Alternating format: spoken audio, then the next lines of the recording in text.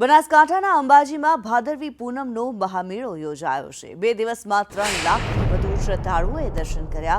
Ambaji highway પર માનવ સાંકળ રચાઈ હોય તેવા દ્રશ્યો જોવા મળ્યા। હિંમતનગર અંબાજીના માર્ગો પર માઈ ભક્તોની પદયાત્રા યોજાઈ। માઈ ભક્તો પગપાળા ચાલીને મા અંબાના દર્શન માટે થઈને પહોંચી રહ્યા છે, ત્યારે તમામ માર્ગો ઉપર પદયાત્રીઓની હારમાળા જાણે રચાતી હોય તેવા પ્રકારના દ્રશ્યો સામે આવી રહ્યા છે। લોકો પૂરી શ્રદ્ધા સાથે માં અંબાના દર્શન કરવા માટે થઈને પહોંચી રહ્યા છે।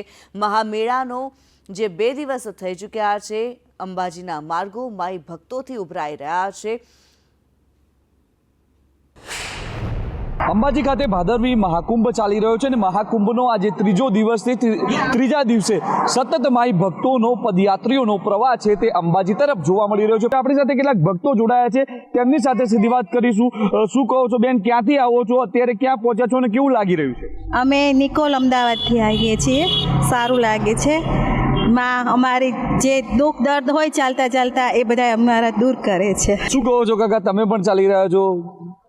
અગાઉ કેટલી વખત ચાલ્યા અને આ વખતે કેવું લાગે? આવો 5મી વખત ચાલીને આવ્યો છું અંબાજી અને બહુ સરસ મજા આવે છે। માં શક્તિ આપે છે ચાલવાની।